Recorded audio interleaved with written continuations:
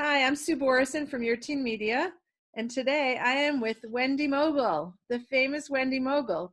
Wendy is a clinical psychologist and a New York Times bestselling author, including her most recent book, Voice Lessons for Parents, my favorite, Blessings of a Skin Knee, and also Blessings of a B minus. And we're just grateful to have you here today with us, Wendy. Thank you, Susan. Glad to be here. So the topic that we're going to talk about today is these seniors in high school and these seniors in college and the loss they're experiencing and the best way for us as parents to support them. So I'm going to start with what I said to one of my kids, which was after several times of saying that's so sad, I said, well, at least we're healthy. And that didn't go over well at all. So can you give us some suggestions of what we can say to our kids that might be helpful? I'm going to talk about seniors in high school Great. because for them, from the time they could first talk and listen, they have been hearing conversations about college and that particular rite of passage. And it's been so built up and inflated and filled with steroids of joy, and it's going to be the best time in your whole life. And then suddenly, this was taken away from them. And two things are happening in people's homes, which is the kids are really hating their incredibly annoying parents. And at the same time, they're feeling, oh, I'm so glad to be with my mommy and my daddy, or with my mommy, whatever the situation is. And I was kind of afraid to leave home and go away, even though I was so excited about the freedom. But the fear of going away was kind of unconscious, and now it's a little bit more conscious, and I hate them even more for putting me in this dilemma, which is what they do. They look at the world around them, and you become, it's kind of blame pong. You become the target. If you take it personally, or if you try to fix this, you are going to get increasingly frustrated and beat yourself up about not being able to solve for them. Wow, I had never thought about all that whole packaging of what it's like to be a senior in high school right now. Also because I have the lens of perspective. And so I don't remember high school being the highlight of my life, or for sure that transition being so glorious. So how do I wrap my head around the emotions of my kid at this moment when I have real life experience? So they have, as we know, they're in the period of life of the greatest anguish and ecstasy of any period of life. And we've kind of forgotten a little bit about what that's like.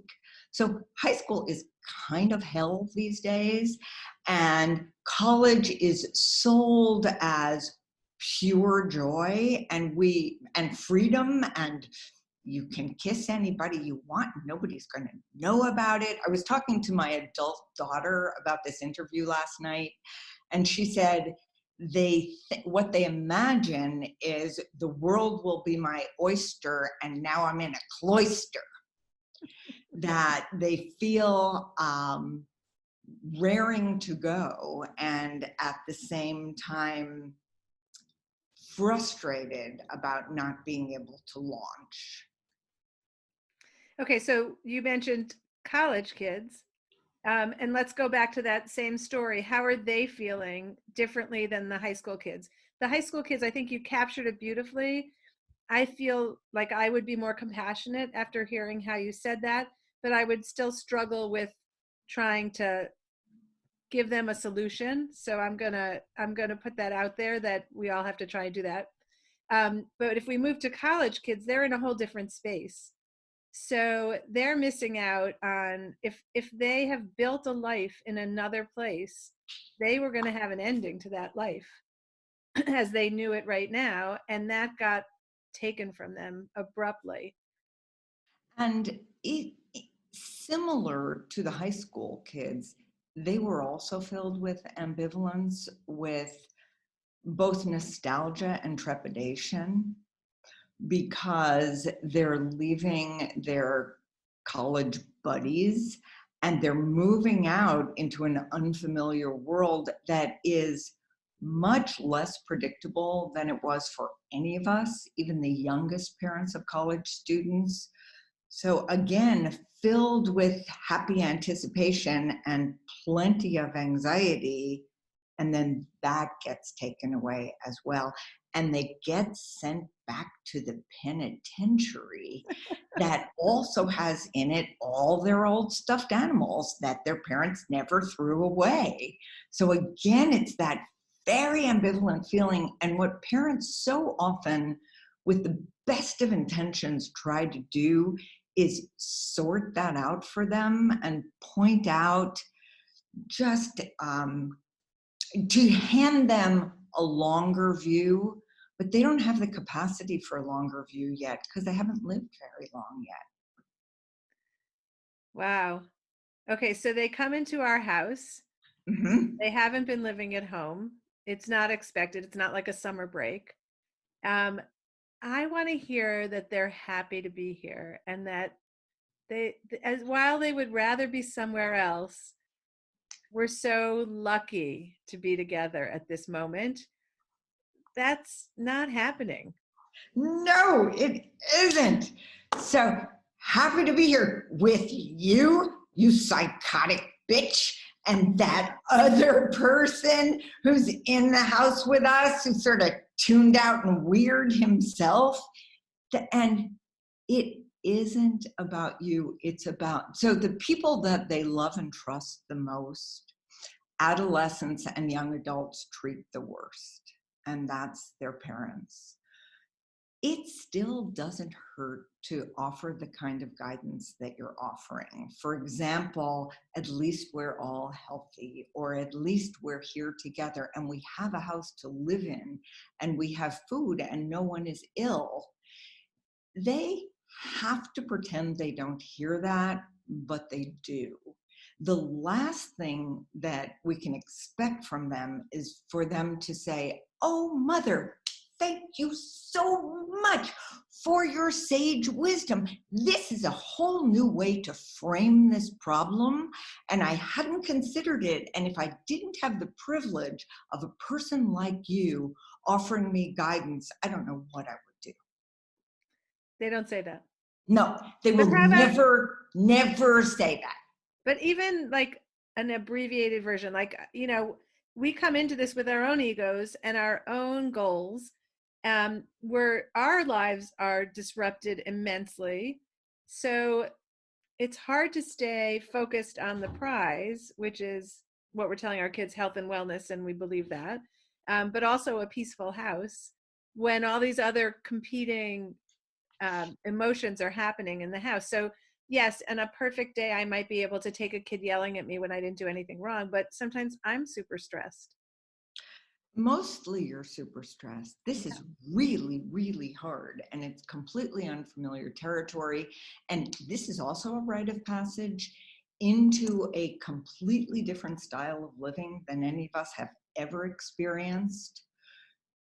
For if a child is yelling at you, you can't communicate. It's just the way bickering, and I see that in the families that I'm working with now from home and from their homes, a lot of it's going on between the parents because they kind of want to spare the child from their frustration. And we really want to run our homes like a cross between a business and military boot camp right now. Everybody has jobs to do. There are rules of engagement. There's a certain kind of etiquette that will make things go smoothly.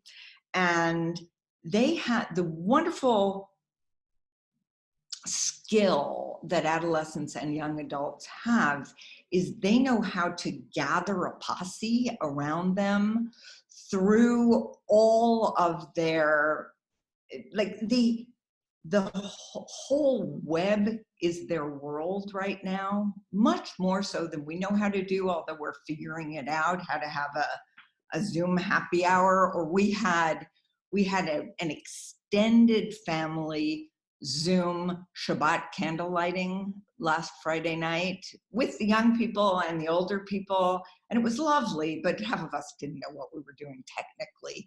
They know how to do that.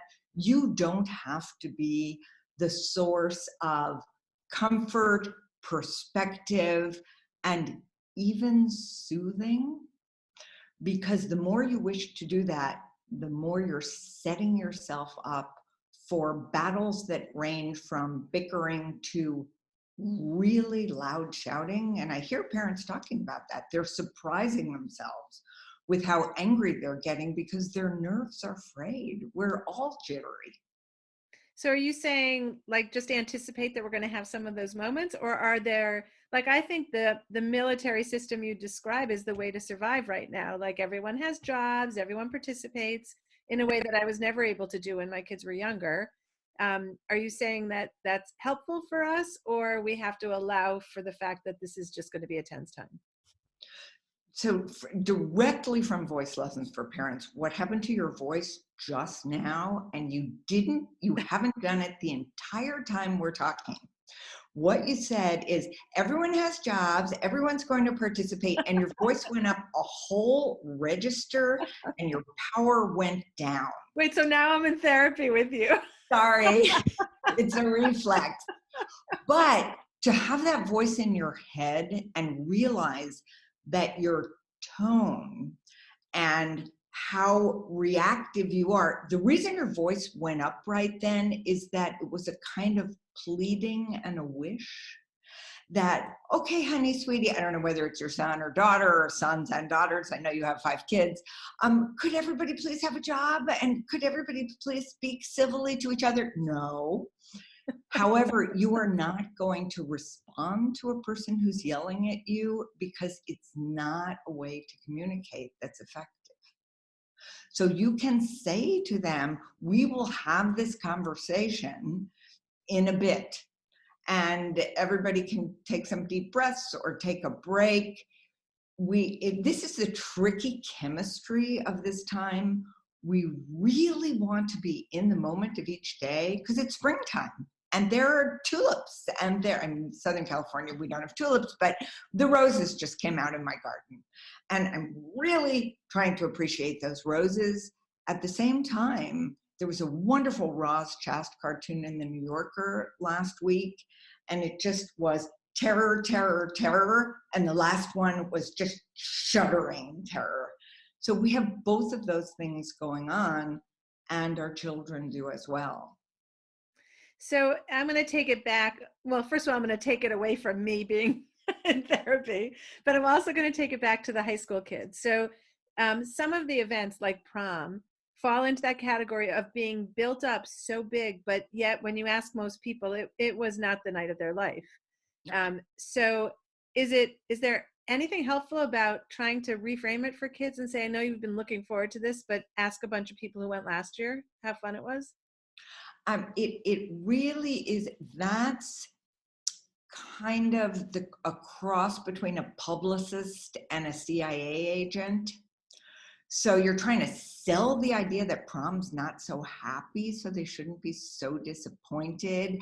And the CIA agent is, I have some intel I'm going to share with you. And instead, and I think that the chapter about teenagers in the book is called Spirit Guides in Disguise. And when I talk about teenage boys, I say treat them as though they are an exchange student from Kazakhstan, and you're very interested in the ways of this different culture, and you're interested in being educated about it.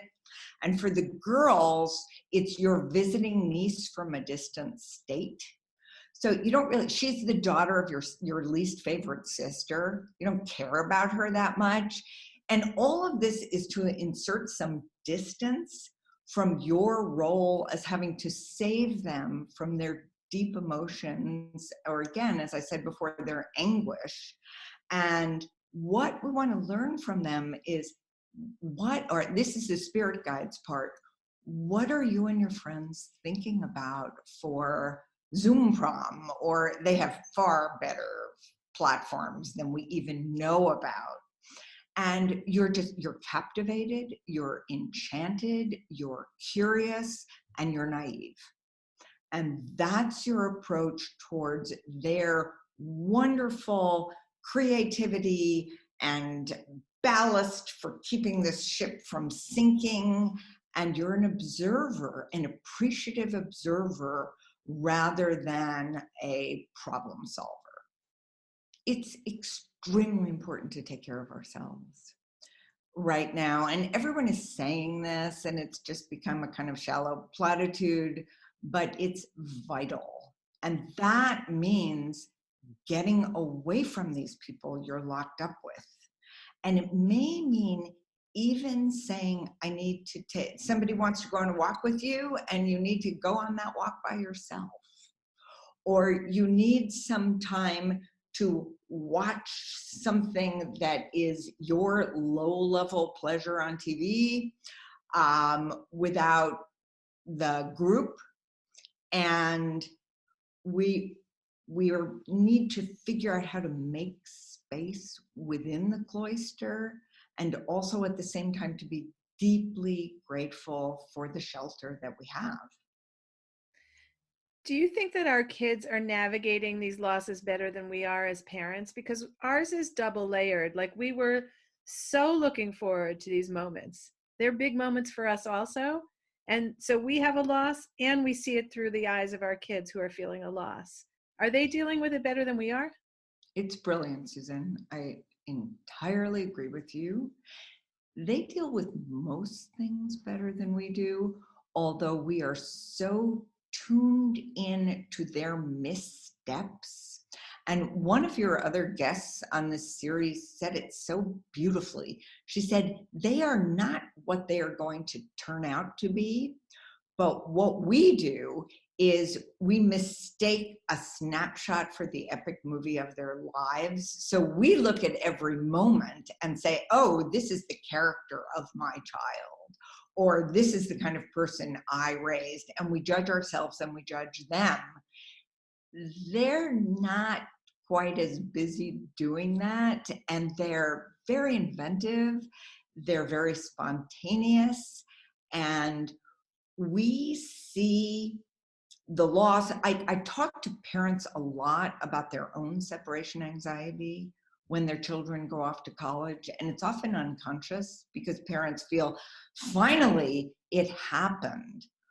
And then I see them with tracking devices, and I always think of parolees with ankle bracelets. So we know when our college freshmen took a breath or then didn't take a breath. It's like the new baby monitors that tell you when you're out to dinner what your child's body temperature is.